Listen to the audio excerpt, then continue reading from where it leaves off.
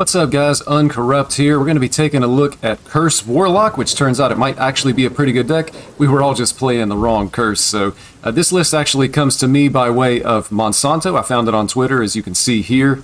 Monsanto tweeted, "Finished Legend Climb with this deck, undefeated versus Demon Hunter. Almost feels real. Maybe with a few tweaks it can become a thing. Pretty confident it's better than Owl Mind, Curse, or Reno Warlock at the moment." So I'm going to dig into the deck a little bit, talk about the cards, how the cards are used, how the deck is played, what the win condition is, and then we're going to jump right into some gameplay after that. So here is the deck. You're going to be able to find the deck code in the description of the video. This is actually just slightly a couple card difference from what Monsanto was playing. Also, you might have to expand the description to be able to see that deck code. The win condition for the deck, this is a defensive deck. Some might call it a control deck. So against our aggro opponents, thinking about things like aggro Demon Hunter, Pirate Rogue, Pirate Warrior, Face Hunter, anything that really wants to aggressively pressure your life total, we're just going to play defensively and we're going to keep ourselves healed up with the healing cards that are in the deck. And then against slower moving, other control style decks, we're actually going to have a fatigue combo via Curse of Agony. I'll talk about that a little bit more. Taking a quick look at the cards here though, going right down the line, Altar of Fire, pretty straightforward, just destroy 3 cards in each deck. That just helps us to be able to get our opponent closer to Fatigue so that our Fatigue can do damage. Fatigue, of course, is coming from Curse of Agony. Likely, if we're going to be playing these Curse of Agony cards in against a control opponent, we're going to want to play them with Tamsin Roam. That's going to allow us to be able to shuffle 12 Curse of Agonies into our opponent's deck. That's going to be 12 Fatigue damage procs, which is going to be a total of 78 damage. We also have the possibility to be able to create extra Curse of Agony with School Teacher and the little 1/1 Murloc. So, but potential to be able to do 78 damage. So, Control Warrior is not a problem. Paladin is not a problem. Even if they play Carriel, we don't have to break their weapon. We're going to have enough fatigue damage to be able to kill them, even if they're at full health, as long as we go about it the right way. Grimoire of Sacrifice, just one of our defensive tools. A little bit of damage to sweep the other side of the board. Mistress of Mixtures, nice little 1-drop for us. Helps us fight for the board early and gives us some healing, and we don't really care that it heals our opponent. We've got tons of damage in this deck if we need access to it. Mortal Coil, just a cycle. We need to be able to draw deeper into our deck. Of course, Touch of the Nathrezim, just a really solid defensive card, being able to remove a unit and also be able to heal ourselves with it. Thalanos, again, is just a little bit more card draw in the form of a cycle, and then just being able to buff up our spells a little bit, with a Grimoire of Sacrifice, dealing 3 instead of 2, so on and so forth with the other spells in the deck. Drain Soul, straightforward there. Important to note here, we do have some other shadow spells in addition to Curse of Agony, depending on the matchup that we may want to combine with the Tamsin Roam here. Bloodshard Bristleback, again, just more healing if we thin our deck out enough. These are really nice healing, and then they also put a lifesteal minion on the board. Bran Bronzebeard, we actually run a lot of Battlecry minions in the deck. This repeats the Battlecries, so, Bran Bristleback is actually going to heal us for 12. We could Bran with School Teacher or the Noggling that it creates for the extra effect there. Bran Breadbaker for extra healing. Bran Entitled Customer if we need a larger board sweep, than the max 9 that we actually would have access to with a full hand. Smothering Starfish, just a bit of a utility card, be able to silence the opponent's board. You can silence especially dangerous minions like Sethino, Vicious Slither Spear, and sometimes even just a silence on a Treasure Guard to prevent card draw can actually be pretty helpful. Tamsin, I already touched on, just really valuable to be able to get those extra free copies of the Shadow spells. School Teacher, the 1/1 Noggling, this is actually one of the best cards to be introduced in the Voyage to the Sunken City set.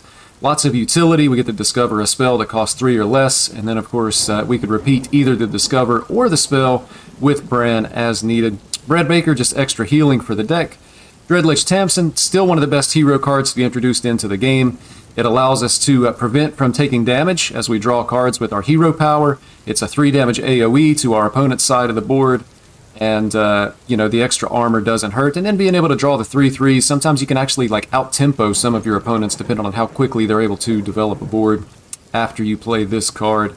Entitled Customer, this is, again, just a board sweeper. Deals a lot of damage. You can clear really, really big boards, lots of minions. Very strong in the deck. Gigafin, again, is just another way to be able to control your opponent's side of the board.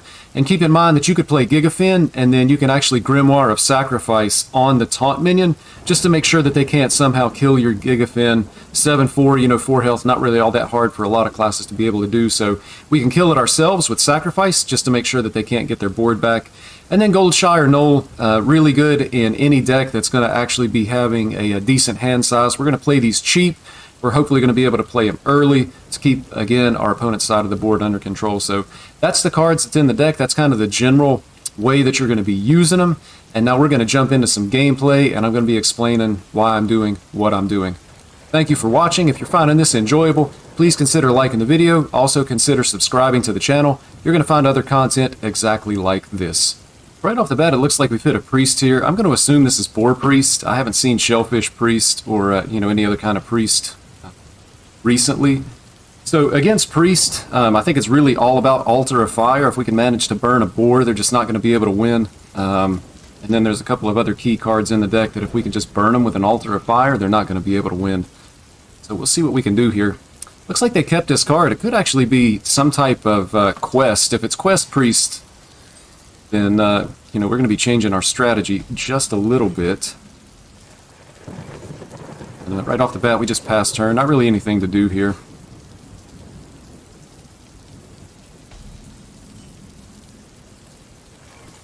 Tamsin in hand.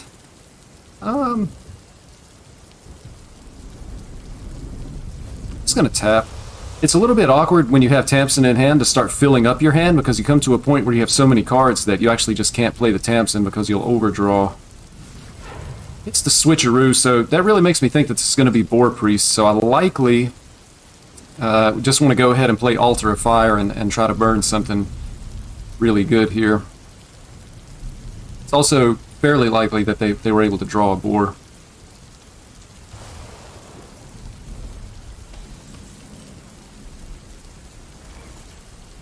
I'm going to play the altar and probably just tap here.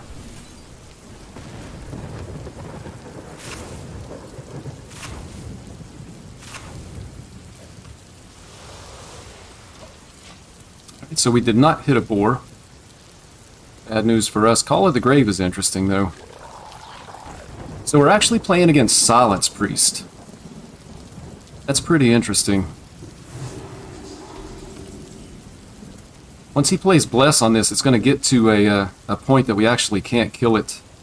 We have 6, 8, 9.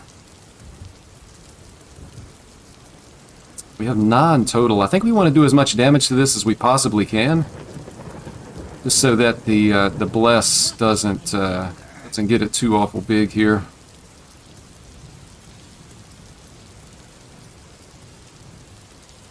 The double drain soul seems fine.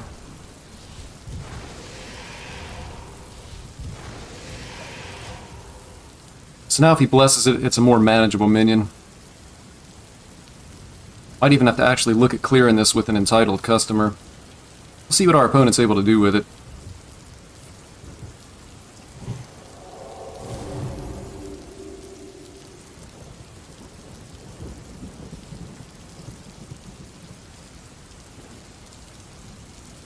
Old Silence Priest. Yeah, so they're actually were able to make it even bigger, so this is going to get it's going to get a little bit awkward. Coin Tamsin will overdraw 1 card. Is it worth it to deal the damage? I think it is.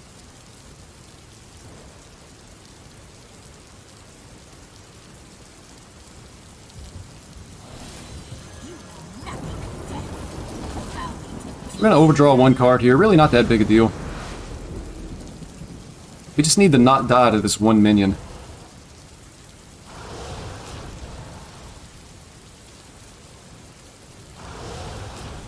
Hitting a couple of 3/3s is really good for us here as well. And we have both Curse of Agonies in hand. Likely won't be a factor in this game, but it could be. We're also coming to a point where we'll be able to get Bristleback online as well, which will be a nice little 12 damage hit on any type of big minion that our opponent's able to make. So I don't think we die in a single turn.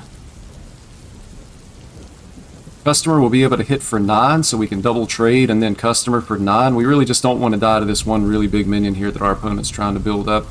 Also might want to be a little bit aware of how wide we are. They're still going to have one more Shadow Word Devour, so the more minions that are on the board, the more health they can put onto an individual minion. It's a key component.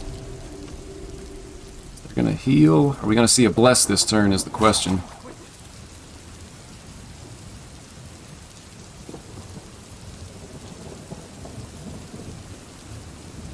On a side note here, if we do happen to burn the Tamsin, the maximum amount of damage from just 6 of the Agonies is only 21. So yeah, with both Razor Leafs on the board, we're definitely just going to clear this. And Sacrifice is fine, so we're just going to double trade and Entitled Customer here. Let's get some cards out of our hand. Clear our opponent's board. Those are the most dangerous minions. He already had a decent amount invested into the first Razor Leaf. Immediately starting to come back with another board. Null is really good here, so we can actually clean up both of these minions as well. We can go Null Mortal Coil to cycle.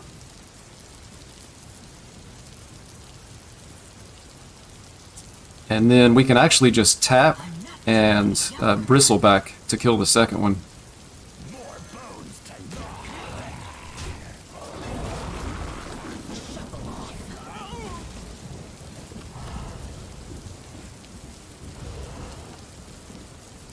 Oh, I'm a dummy fish. We added a card to the deck, so we actually don't get down to 10. That is a bit unfortunate. Actually really bad on my part, but we can still kill it. I'm just going to go ahead and do that, and we're going to pretend like I didn't say something really stupid there. Hope you got a good imagination. I know I do. But we're still feeling really good in this matchup. It's hard to imagine our opponent's really going to be able to do anything. We've got Bristlebacks active now. We have the Bran in hand. And we just need to hit the Tamsin. Again, this is just a high health minion. They want to silence it and be able to buff it with Bless and things like that. So another Entitled Customer. So I think we actually are just going to go Bran Bristleback to remove this, and they're running out of cards in hand. Bran Bristleback, and then we can even Hero Power. And this has the added benefit of actually being able to top us all the way back off at full health.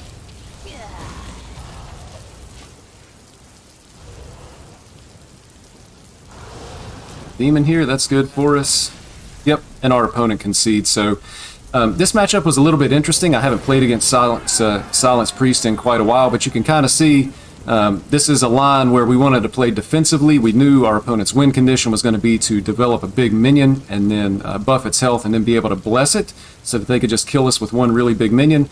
So we used our defensive tools to make sure that the health of that minion stayed as low as possible, and then we were just removing minions.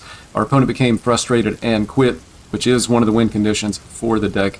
We're going to jump right into another game. Up next, it looks like we hit a Druid. Don't really know if this is going to be aggro Druid. If it is, you know, we feel pretty good about the matchup with the defensive tools we have in the deck. Could be just standard ramp Druid with Kazakhazan, in which case we would want to wait until after they play the Kazakhazan to try to like burn cards out of their deck and then play the Curse of Agonies. And then it could just be like alignment Druid, in which case Entitled Customer is going to be really important.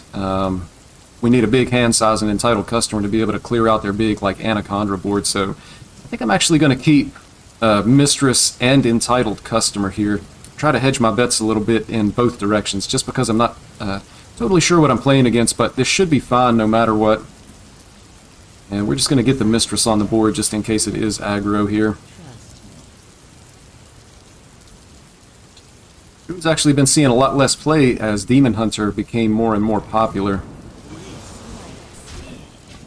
First Curse of Agony in hand. Really no other option there than to tap. We just want to try to fill up our hand now, so we're probably going to be tapping the next several turns, unless our opponent starts to develop minions as an aggro deck. If they are aggro, Beast Druid, and miss turn 1, again, that's just really good for us because it slows them down.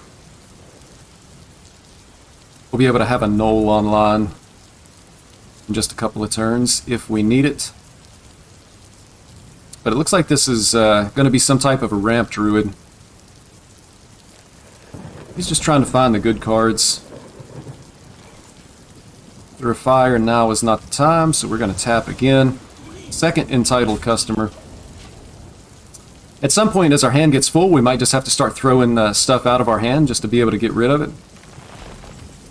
Which is, again, just totally fine. I'm going to tap, and the question is, do we want to play the Knoll here? I think we can. I mean, it's going to put a little bit of pressure on our opponent. This kind of seems fine. We can force our opponent to play a Scale of Onyxia and trade several minions. That's probably going to be better for us. We don't want to have to use an entitled customer to clear up what's left of a Scale of Onyxia board. So I think this is totally fine. Our opponent's probably not going to be putting out any type of threatening minions. And if they do, it's going to be more, we're wanting to kill them with an entitled customer here. So we can actually tap and likely just throw down a Bristleback.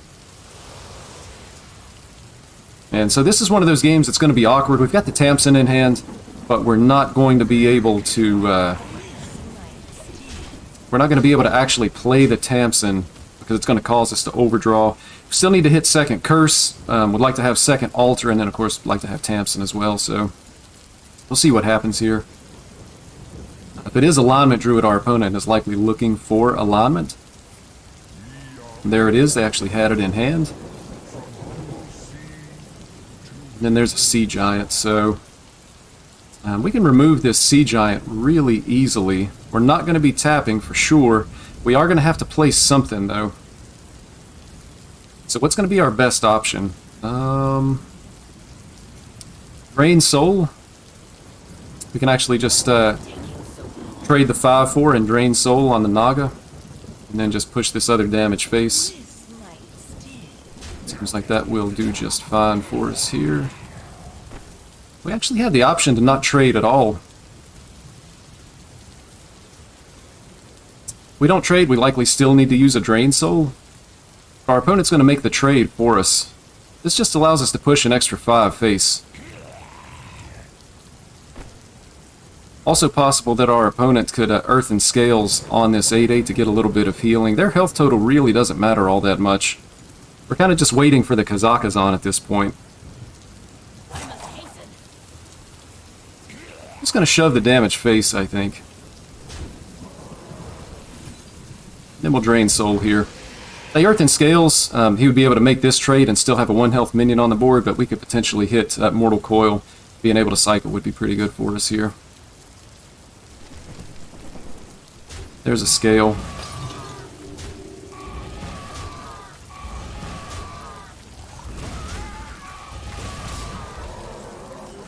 This is totally fine. So, Spice Breadbreaker here, we could actually just play it out.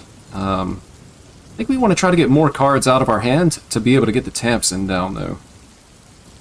So we could actually just Drain Soul and Touch to be able to get rid of this this bigger minion here. And we're expecting at some point that our opponent is likely going to play the second alignment. It's going to put us back to 1 mana, so that's why it's so important to... We want to maintain a big hand size and be able to have access to an entitled customer. Still haven't hit their Anaconda yet, which is good for us. Okay. There's an Earthen Scale, so he heals, but again, health really not all that relevant. We're still going to be waiting for the Kazakhstan. So entitled customer is only going to hit for 8 here, which would leave up this guy with 2 health left. But we could actually just entitled customer as well as... we don't have it in hand. I thought, oh yeah we do. Grimoire of Sacrifice. So entitled customer, Grimoire of Sacrifice is going to clean everything up, and it's going to keep us from taking damage here. Are you going to clean that up? And likely just drop the Breadbaker, and then next turn we'll be able to play the Next turn we'll be able to play the Tamsin. Thank you for your service. So things are going pretty much as expected. We've got one more big board clear with the entitled customer. Both Nagas have been played. One Sea Giant's been played. Not necessarily worried about, you know, one individual minion like that. We've still got plenty of healing in the deck. We'll likely push this into the 9/9 before the Tamsin, though.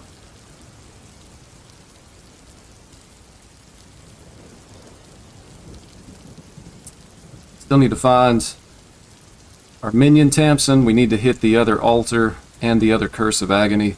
And then we're just going to try to set up a kill turn. Sometimes these decks actually don't play Kazakhstan until their deck is already empty.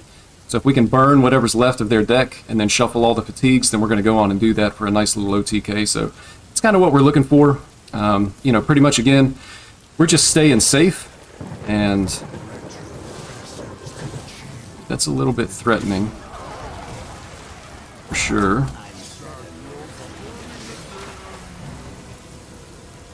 And then we have the Blade Master, so that's a really strong play from our opponent. That is likely going to block a minion, which means that the entitled customer would fizzle out and have us taking quite a bit of damage here, so we're actually going to have to Tamsin and just hope that they don't also run a Battleground Battlemaster, I think. It's really our only option.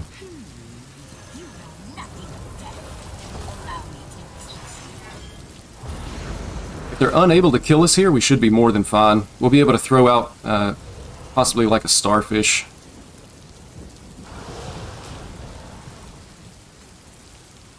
Which would eat this proc. Then we'll be able to get down our entitled customer to clear whatever kind of board they have. We just need to not be dead here. Not being dead is the key in Hearthstone. As well as other games.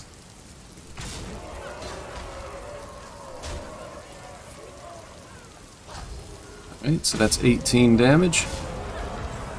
But we're still alive. So now I think we're just going to throw this out. And then entitled customer.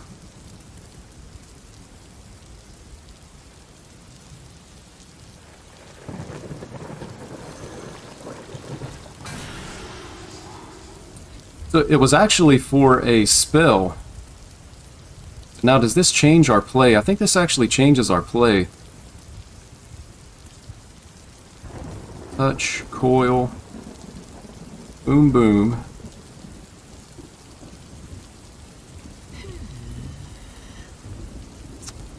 No, it actually doesn't change our play, unfortunately. Are you gonna clean that up? So next turn we'll have Bristleback to be able to get some healing. Second alignment has been played.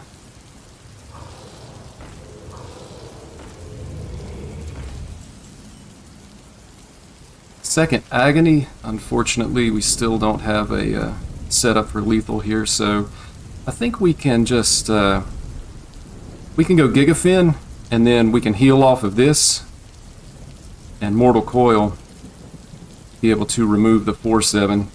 So that'll clear our opponent's side of the board. It's going to heal us, and it's also going to leave us with 10 damage on the board here, so seems pretty good. Keeping in mind that our opponent is going to have a second Scale of Onyxia, and then this also lets us cycle into the deck. Push that damage face. Bread Baker, that's going to be more healing, so our opponent's kind of fizzled out now. They're not going to be on the Kazakhstan plan. We just need to be able to hit our second Altar of Fire and Tamsin Rome, and then the number of cards in their deck is going to be low enough that we'll just be able to set up our OTK. Or we'll be able to get our OTK. Could also try to find more altars and agonies from the school teachers. Another Scale, that's going to be more healing for us, so we're fine here. Our opponent's just trying to buy time, I think, for his Kazakhstan play, although they haven't played any dragons. So we'll be able to heal up and sacrifice to clear this. But they're actually not playing dragons and there's no Kazakhstan. It's just a win here.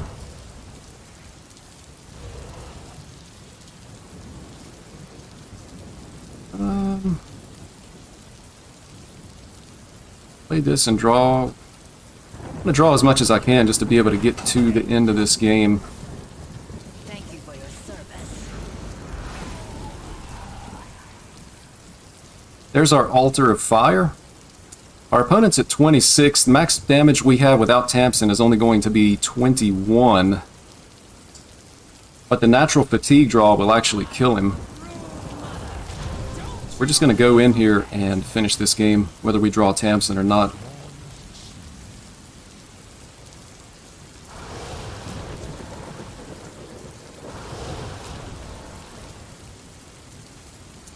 So it's 2 altars, 2 Curse of Agony.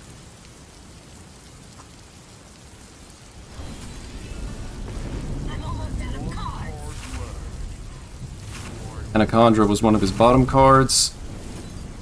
His deck is now empty. Curse of Agony. Curse of Agony.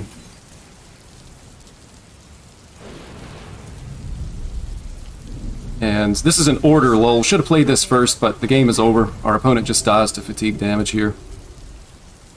And then we get to see this nice little sweet tick down of damage as we kill our opponent. So as you can see there, I queued up 2 consecutive games, 2 consecutive wins. The deck is really good. I encourage you to get out on the ladder and try it. I don't really think it's all that hard to play, but it's definitely very fun, and I think a lot of people are looking for a Warlock deck to be able to play. So thank you for watching. Again, I'm Uncorrupt. If you like this video, please consider liking the video. Please consider subscribing to the channel. Thanks again, and good luck out on the ladder.